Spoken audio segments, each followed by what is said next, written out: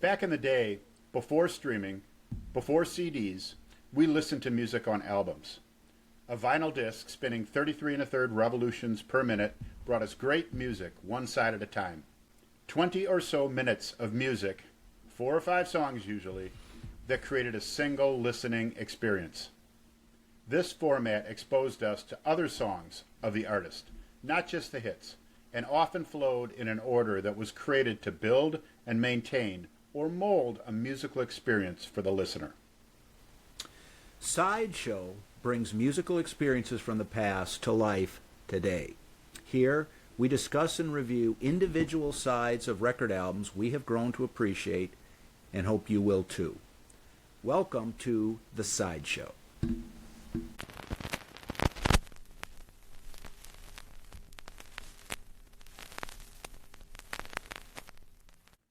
Welcome to The Sideshow. Mark is going to be taking the side for this episode. Mark, why don't you tell our listeners what we're going to be talking about? Thanks, Mike. Today, we are going to be talking about an album from The Police. It's their second album, Regatta de Blanc, and we are going to talk about side one of Regatta de Blanc. Good one. And good one. This is a very early album that I purchased. I've been to a lot of work events where they ask you what your first album that you ever purchased was, and unfortunately, the first album that I ever purchased was by the Partridge Family when I was very young. So not really very cool. However, once we got into high school, and the notion of really having a job and working and going out and being able to hear a song on the radio. We had a what I consider to be a very good album-oriented rock station in Appleton, WAPL, played a lot of music. And one day I was listening to WAPL and they put on the song Walking on the Moon by The Police, which is from this particular album. And I listened to it just for one time, and the next day I went to Pipe Dreams, a place that we bought a lot of our records at, and purchased this album. And have had it ever since. I've always enjoyed it. And although Walking on the Moon is what drew me to the album, that was actually a song from side two. It was side one that I really spent more time listening to since that time, and actually up to this day. So that's what I felt that I'd want to share today. But before we actually get into the album side, just a little bit about the Police. They were a huge band for not that long a period of time. They came together in 1977. They were all from England. It was 3 members: Sting, who had a very notable solo career after he left the band. Their drummer, Stuart Copeland, and guitar player Andy Summers. And the 3 of them, so it's a 3-person band, which is the first thing that's unique about them. A lot of sound for 3 people, especially a band that came together and really wanted to dive into into a punk style of music. You just didn't see a whole lot of 3-person punk bands in a lot of cases, because of the volume and the amount of music that they wanted to put out in that kind of cluttered, hectic punk style. But they came together. It was actually Sting and Stuart Copeland, the drummer, who had met first. They were both in different bands, and they'd met. And Copeland was from London, and Sting ended up moving to London. And one of the first things he did when he moved to London was reach out and connect with Stuart Copeland. And they did some work. They had some people that they were doing business with and recording with, kind of moving around some shows and some songs that they did. And actually, they ended up connecting kind of later with Andy Summers, who was almost 10 years older than they were, and what would be considered more of a veteran of the music business than Sting or Stuart Copeland was. And the 3 of them who sat down and became the Police. Uh, Ultimately they ended up selling 75 million albums worldwide. They had a number of Grammys and other awards. Rolling Stone at one point dubbed them the biggest band in the world, and from really popular in both the UK and the US markets. They didn't immediately start out that way though. In fact, they recorded their first album, which was Outlandos de Amor, and they didn't even have a record contract or a manager at the time that they cut the album. And one of the songs, and I think it was Stuart Copeland's like older brother, who kind of went to work because he really liked the song Roxanne, which was on their first album, and leveraged that to get them a contract with A&M Records after they'd already cut the album. And that itself wasn't even immediate success. They had to release some of their singles and re-release them. They're moving from into this record management. They had a very grueling U.S. tour where they actually drove themselves around in a van across a pretty grueling tour for them before they really started to get traction with some of the music from this first album. And the album itself had a really noticeable reggae theme to it on a number of the songs, along with though a very focus on the punk rock scene that was going on at the time, and what really started to become this idea of new wave that they were looking at.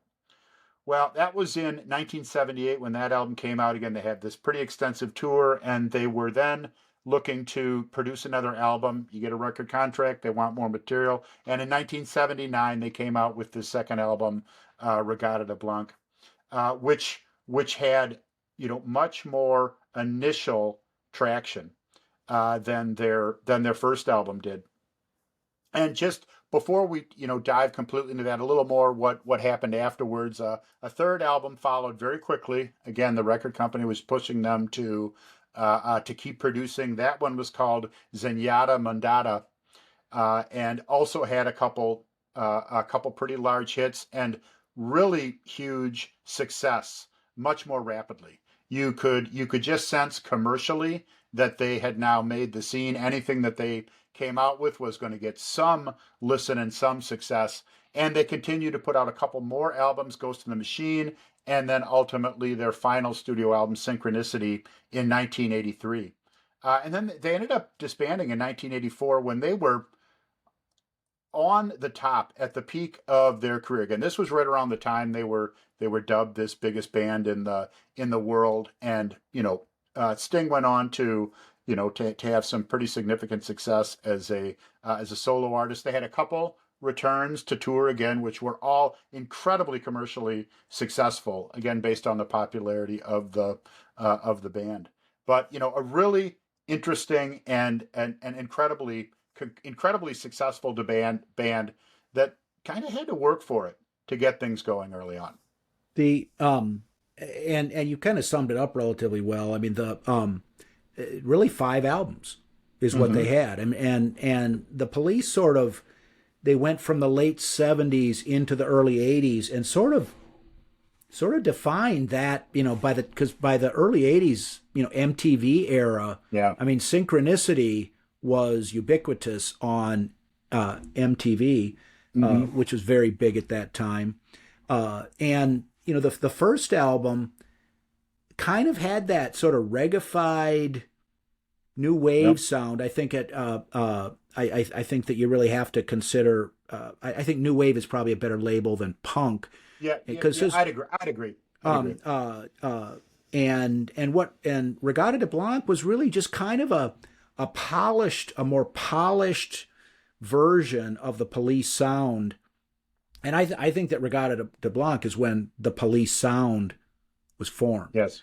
And they created this unique, very characteristic sound, and they they were able to sustain it over the course of an entire album in Regatta de Hmm. Blanc, and to kind of basically keep that same style for Zenyatta Mandata. Yes. And by that point they were big. I mean, they Yes. kind of could call their own shots. And I read somewhere, I believe, if I'm recalling correctly, that for Regatta de Blanc they kind of had to kind of fight off um, uh, like record company control, and they did that by keeping the budget low Hmm. for the recording sessions for Regatta de Blanc, so that since the studio or whoever was the record company wasn't that was going to be releasing the record, well, if we're giving you so much money, well, then we're going to want to have our own producer. We're going to want to Hmm. have some creative input into what you're doing here, and they specifically resisted that at the time of Regatta de Blanc. Comes Zenyatta Mandata, the record company that they'd sort of made their bones and were able to take advantage of a little bit more financial support from the record company, because the record company was going to give them more elbow room to do what they Yes. liked. Well, Um, and I also think that part of that was they were in return for that control. They also played ball with the record companies when it came to their timelines. And I believe it was on their next album, Zenyatta Mandata, which is, as you pointed out, was huge. I mean, they were recording until like 4 o'clock in the morning before the day they were going to go on a global tour. They were willing to look. We'll put out the material. We'll go on the tours that you want. But that. So I think the record companies were happy with that, and obviously they were happy with the results too. They had no record control for their first album because they recorded it before they even had that, and they were getting the results with them working on the music. But one way or another, I 100% agree. They were able to keep a lot of control over what they wanted to do through these albums. well, and after Zenyatta Mandata, I mean, Ghost in the Machine, it kind of it had a different sound. Hmm. I mean, it was they sort of moved beyond what I thought was a style that they could have kept going for their entire career. I mean, because Hmm. I that the Regatta de Blanc and Yada Mandata sound, I mean, that is the Police to me. Yes. And even though Synchronicity was their sort of big, Michael Jackson, Bruce Springsteen type massive hit, um, I thought that Zenyatta Mandata and Regatta de Blanc in particular were better albums actually, Yes. and were more distinctively Police in their sound. Um, Yes.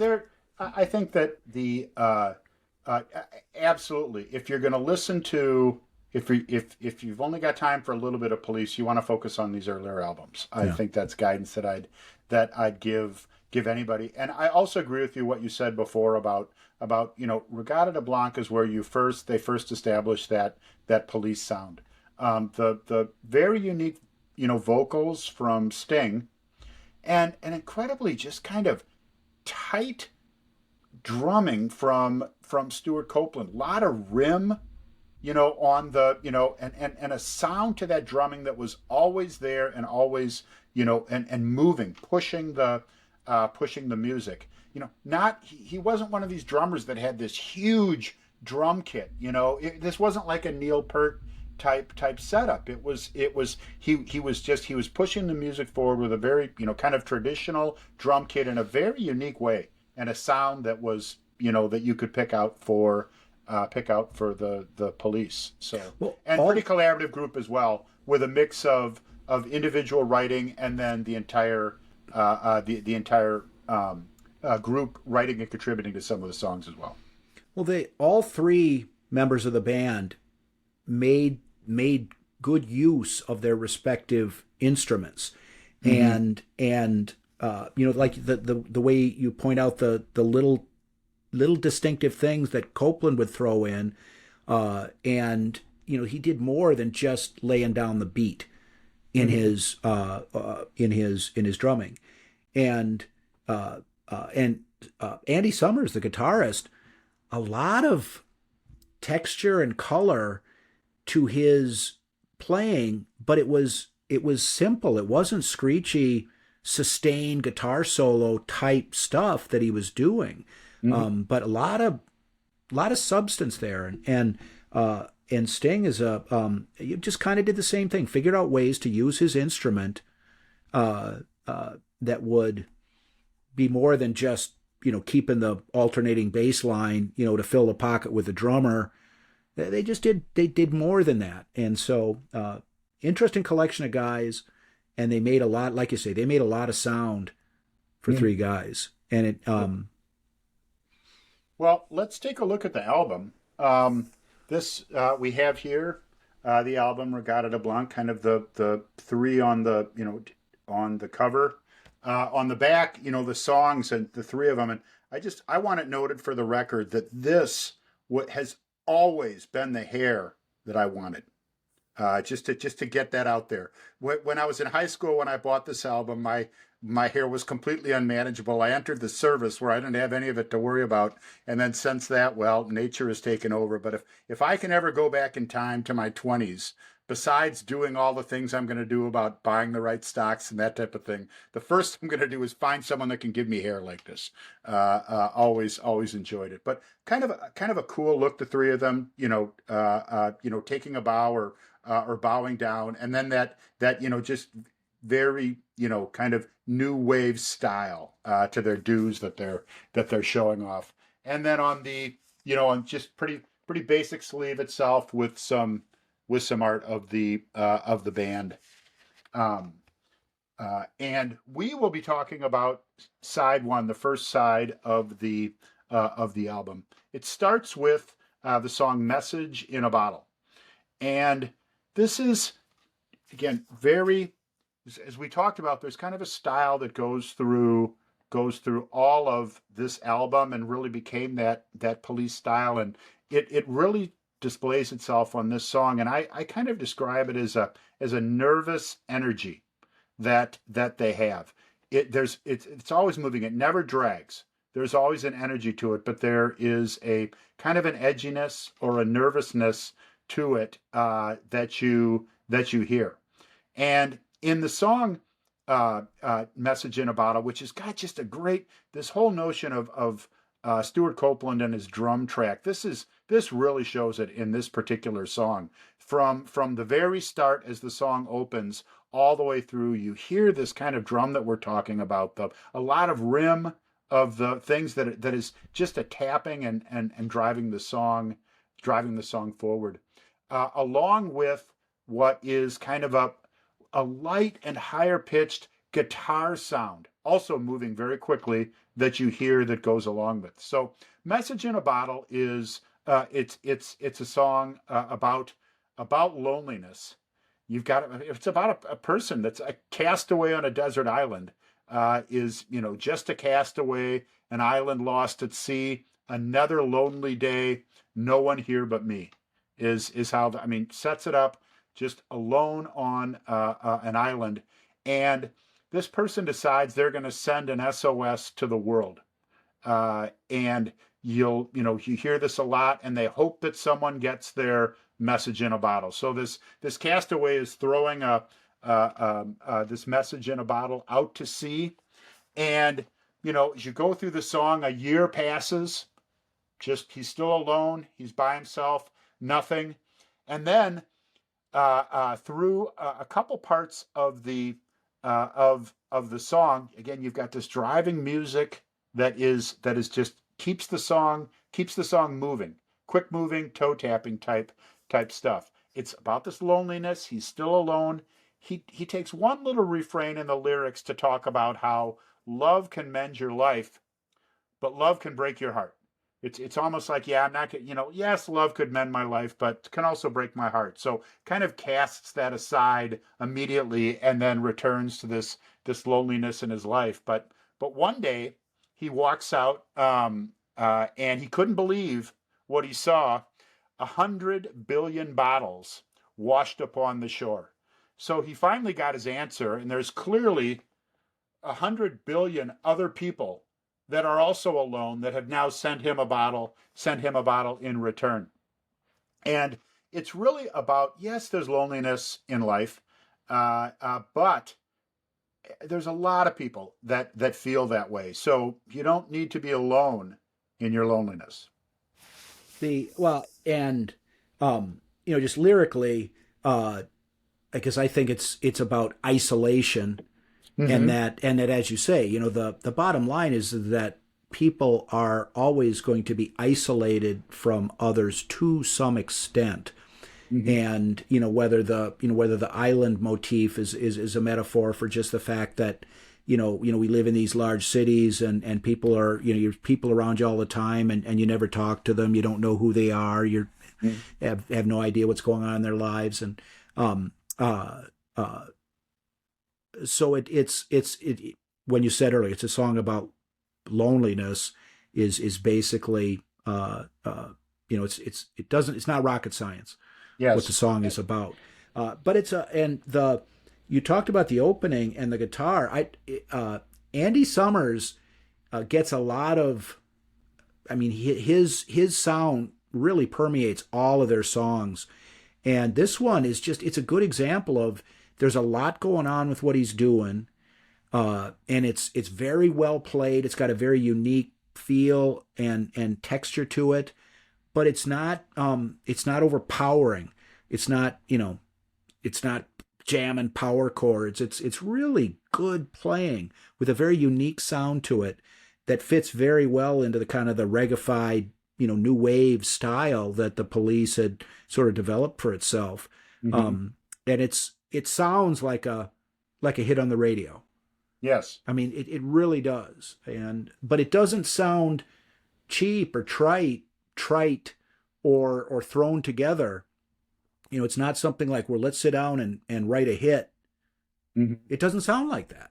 Yeah. But it sounds like a hit on the radio. Yes. And that kind of that lack of that it's not contrived. That kind of feel makes it a great song, great album opener. And an interesting part of that, you talk about Stuart Copeland. Later on in talking to him, he had said one of the things that he loves to do is to go watch cover bands play this song, because he said they overdubbed his drums about 6 times. You talk about a lot going on. Well, it wasn't all him in a single performance. They used some technology for this amazing drum performance, and he's always interested to see how these cover band drummers are going to make it all fit together, right? In the back, he always finds that an entertaining thing, and obviously a challenge that that he had when they were performing this live. But and Sting had said about the song, obviously it's about loneliness, but there is some solace that can be taken if you understand that it's can be a natural feeling isolated, and there's a lot of people going through it too. Yeah, it's a great song.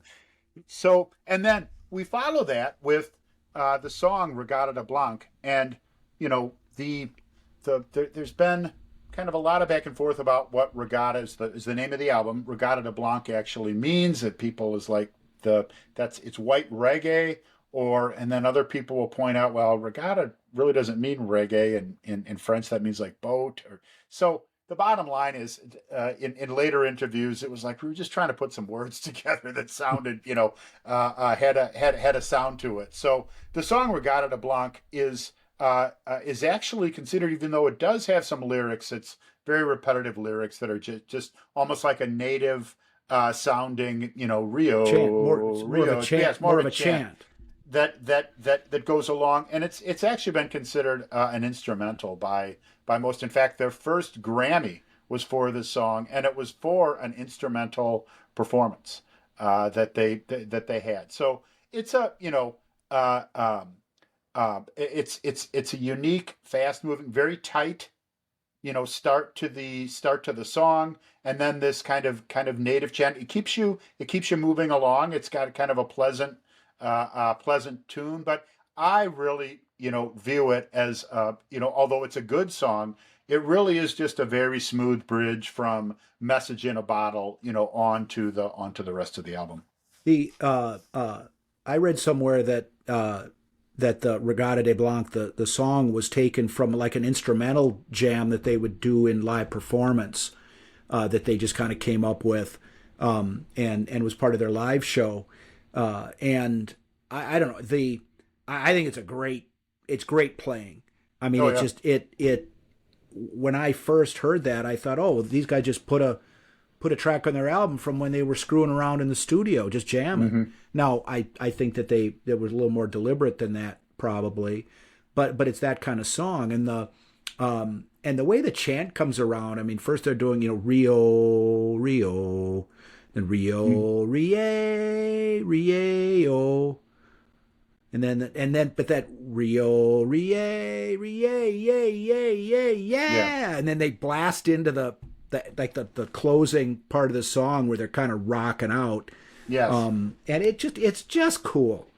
Yes. And if you like the Police style that they had on this album and Zenyatta Mendata, Hmm. if like me you just like that style of music, it's like I could listen to like a 12-minute version of that kind of playing and Yes. get into it, and Yes. not everybody likes Oh that kind of thing, but they're good. This song showcases the fact that they were good players yes. in addition to good songwriters or just kind of recording songs. They could play. These guys could And some play. and that playing style just created some absolute energy. And this song, to your point, is a great example of that. It goes through this entire side, but there's a lot of energy. It's the type of side that you would put on if it seemed like a party was dragging a little bit. It's like put this side on. It just there's energy to it, right? To the song, but it does, although the lyrics themselves aren't necessarily telling a story. Great song, great energy that really builds towards this end. And the next song that we move into is another very upbeat song. It's All Right for You is the name of the song, and it's it kind of goes through these lyrics again, very upbeat. It was written by the Stuart Copeland and Sting. So again, you've got that presence of the drum is a critical part of it. It's got kind of a punky feel to it, but it's also got, because of the way that it moves through its lyrics, which is really just a listing of kind of cliches about life and going through the business of life. Wake up, make up, bring it up, shake up, stand by, don't cry. I mean, it goes through this almost like something you'd hear on like "We Didn't Start the Fire" by Billy Joel. Just kind of this Yeah. list of things with again with a lot of energy and this kind of tight, Sting, drum style tosses in. Then this is where kind of like, okay, what are we getting at here? Watching while the world dies. Okay, so it's you're going through this life, all these things that are happening, just moving through while potentially things outside of your own little life might not be going right, and then other things, big car, movie star, just continuing to move through these things, and then comes the chorus of it's all right for you, it's all right for you, not it's all right for me, it's all right for you. And that's, it's the song isn't "It's all right for me," it's all right for you. So kind of a play on all these people that are just going through their lives, and that might be fine for you, but there's a lot of other stuff that is going on, and we go through a pretty lengthy lengthy stage of this stuff. I mean, there's verse after verse: limp wrist, tight fist, contact, no twist, black dress, no mess.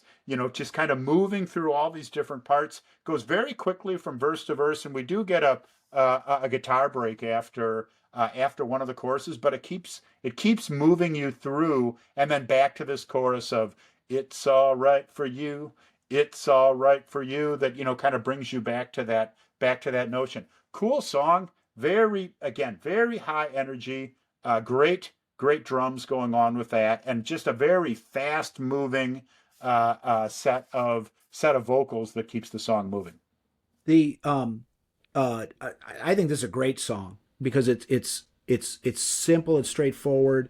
You've sort of covered basically what the lyrics touch upon, and I agree with you. It's a song about where the singer is telling the listener you know you're complacent, you're willing to accept the world as it is, and that's okay for you, but Yeah. let if you make the world what you want it to be by your own actions Hmm. seems to be what the lyrics are about. But the we I think the term new wave was used to describe the Police, and I think that's accurate on the one hand, but another label that I think with this song in particular, post punk, because new wave could be character. You could describe that a lot of ways depending on who you ask. And one of them is sort of like more accessible, more commercially friendly punk, Hmm. for new wave. But whereas post punk is more like a more artistic punk, Hmm. as a the commercially viable wasn't necessarily as strong of a consideration in what was labeled post punk. And so it's like a new wave band, you think of like the Cars as being a Hmm. potential new wave band, and others, like or like, Flock of Seagulls or something like that. Just a different Hmm. kind of thing. Whereas the Police, and I think the fact that they were guitar oriented is a big part of it.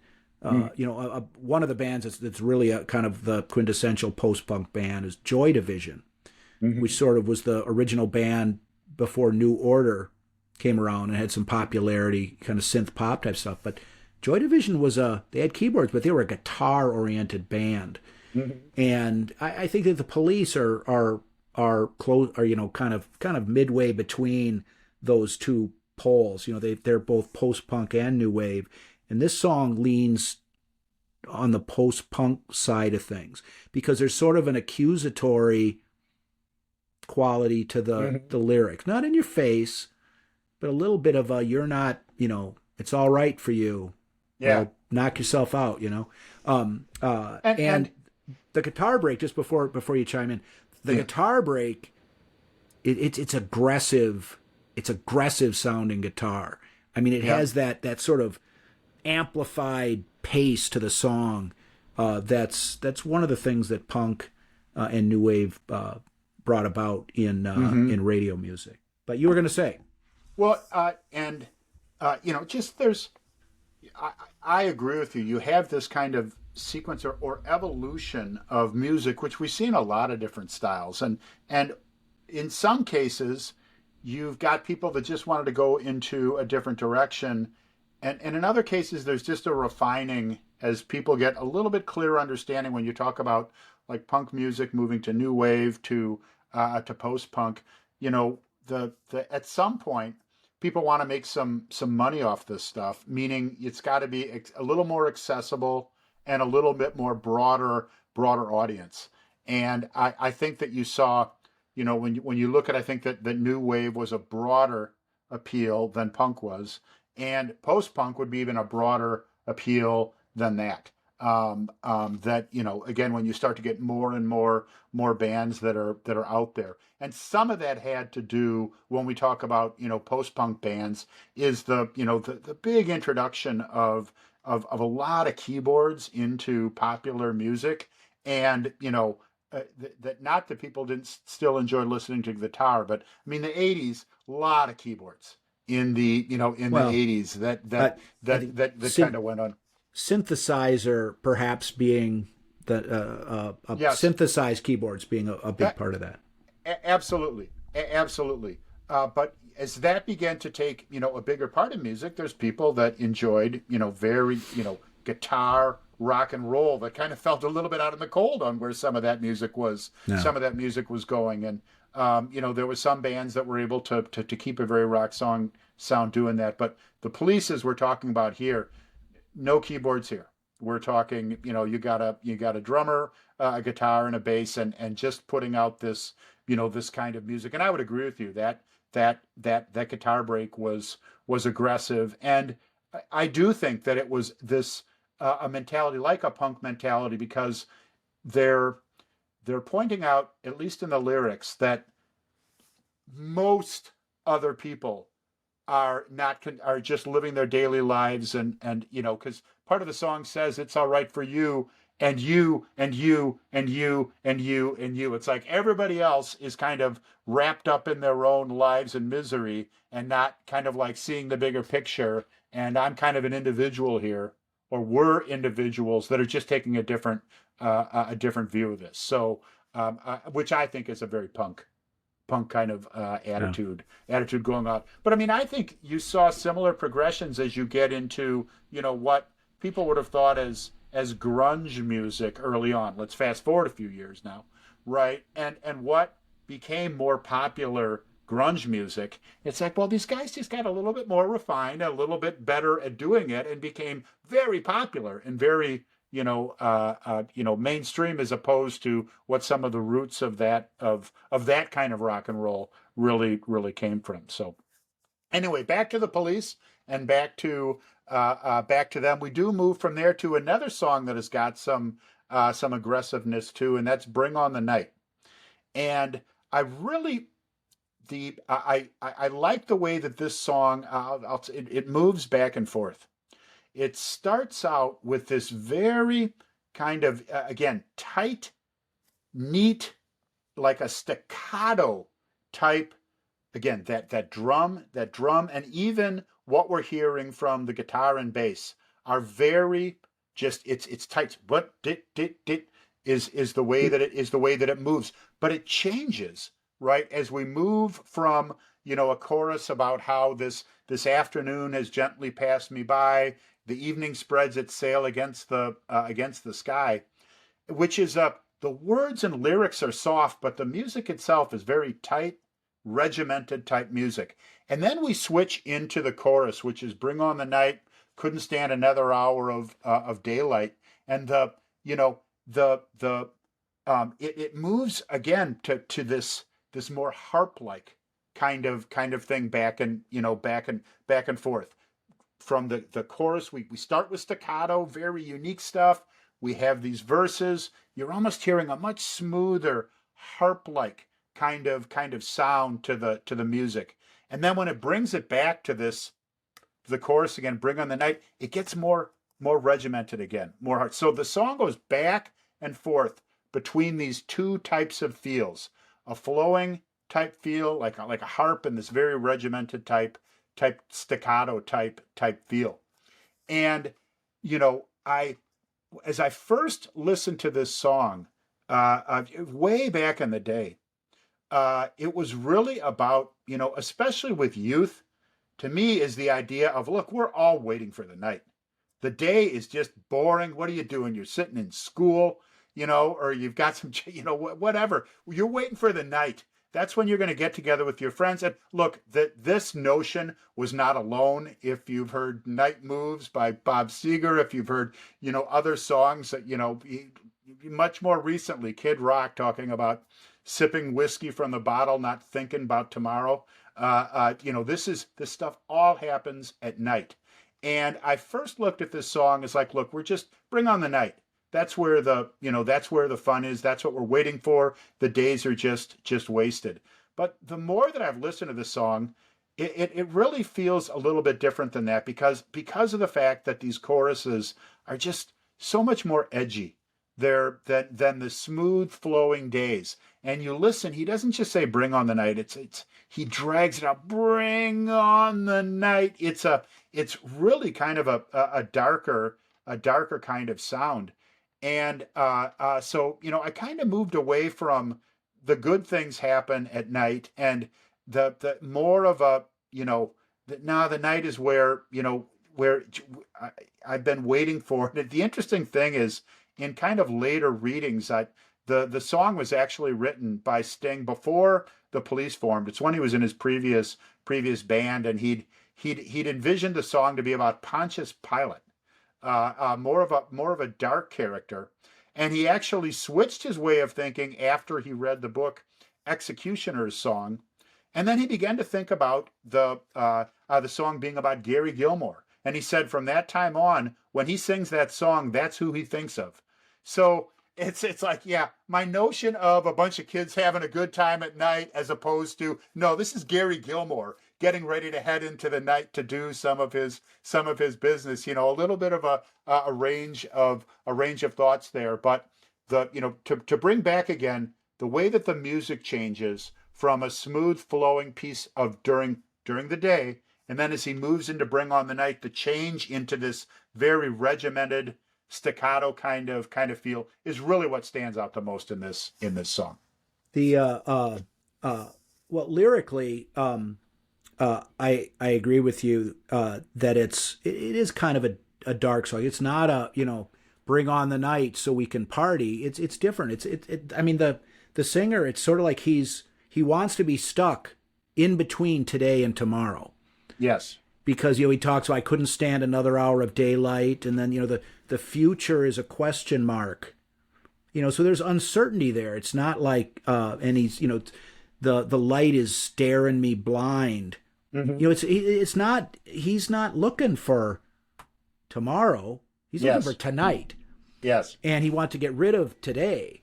And this is one of the, I mean, it's good. You mentioned that Sting wrote this before he was a member of the band, because this is a Sting type song. Yes. And you look at his solo career, and this, this is the type of stuff that Sting had on his mind. And so lyrically, it's a very simple song, but that is the message that it eventually, after I listened to it long enough and had the wherewithal to really think about it, it's about someone who prefers to be stuck between today and tomorrow, and enjoy what enjoys the night, the dark better than the light, kind of thing. Absolutely. And there definitely is the notion of, no, the day is bad. You talked about that.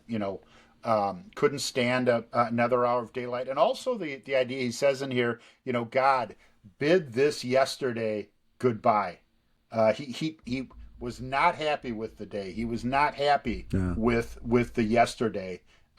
He wanted that bid goodbye. So and not really looking forward to tomorrow either. So I'd agree with you. It's being stuck between those times. Interesting song, but again, it's got a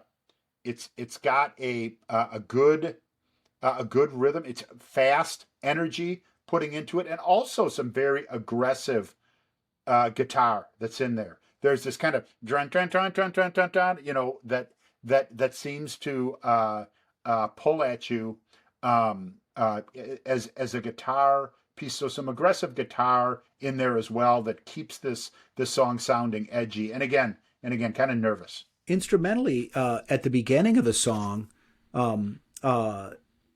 you can hear what the sort of thing that would normally be played on the lower strings of the guitar, but I believe it's actually Sting playing it on the higher strings on the bass with a pick. On the bass, yeah. And it's the sort of thing that isn't often, or at least is not part of the what I consider the bass player filling the pocket of the drummer to keep the beat and just be sort of a conventional rhythm section. It's just more complex than that. A good example of the Police making the most use out of their individual instruments to put together a song that has a very unique kind of feel to it. Absolutely. A good song. There's a reason why, Sting as a solo artist put out a live album, which I think was called Bring on the Night. Bring on the Night, yep. Which I've got somewhere. I think there was also a documentary about him that was called that as well. So very central, obviously, written before he joined the band, a part of this album, and then continued to he identified with it. Yeah. So we move from there to the final song on the side, which is called Death Wish, and this is I've heard and seen some things about this. The bottom line, you've got a guy that's cruising in his guitar, pushing his guitar. You've got a guy that is cruising in his car, and he is pushing it as hard as he can. He's heading into the night again, from following his headlights into the night. Uh, Never thought they'd see the day that he was playing with my life this way. Got to keep my foot right down. If I had wings, I'd leave the ground. He's pushing towards the edge is what he's doing. And whether driving in a car is a metaphor for the rock and roll lifestyle, whether it is, I've seen some people say that Sting was talking about his own, because of the heavy touring that they were doing, his own abuse of drugs at the time. I don't necessarily buy it. This wasn't a Sting song. This was the three of them together worked on the song. So probably more of a talking about the kind of the high risk lifestyle, rock and roll, fast paced, no time to rest lifestyle, pushing it, that they have. But he does talk about, and he makes the transition from pushing the edge to going over the edge, talking about how the day I take the bend too fast, looking, seeing that day was there, that they take the bend too fast, judgment that could be my last. I'll be wiped right off the slate. Don't wait up, 'cause I'll be late. So seeing that sooner or later, this is going to end, badly. So again, another rim tapping, driven song. The guitar and the bass very quick moving, and just kind of leading into this song about somebody driving like a maniac into the night. The and I think that in rock and roll, I mean, driving a car is a big metaphor for a lot of things. I mean, Chuck Mm-hmm. Berry, Maybelline, it was a Yeah, car. yeah, And a lot of Bruce Springsteen music is that, driving. You just get yeah, out on the road and go. yep, And where are we going? We're out of here. yep. And so the idea of getting behind the wheel of a car and driving is a very rock and roll. It's metaphor for the release of Mm-hmm. moving away from something, moving towards something, doing something other, than what you're doing, to getting away That's from right. what you're doing, something That's right. new. Anything but this. Yeah, anywhere but here. Yeah. And as far as the death wish part of it, kind of live fast, die young, you know, too fast to live, too young to die, bye Mm-hmm. bye, or rock and rollers with one foot in their grave, stuff like that. I mean, Yeah. it's basically kind of summing up that message, and has uh, and musically it covers the same kind of territory that we've talked about already regarding some of the other songs. The way they put it together, there's nothing particularly unique in the context of this album, but just a good. It, it's a good example of how they had really struck an instrumental equilibrium between the three of them that was just very effective, and took them through an entire other album, with the Zenyatta Mandana. Mm-hmm. Um, Yeah, uh, and I've heard, or read criticism of this album in particular, that even though this is a great sound, and it was a new sound, and it was a very unique sound at the time, that there's quite a lot of it on this album. It is, it could be said that, that there is a lot of similarity, and we've talked about it, about how that Police sound is a big part of these.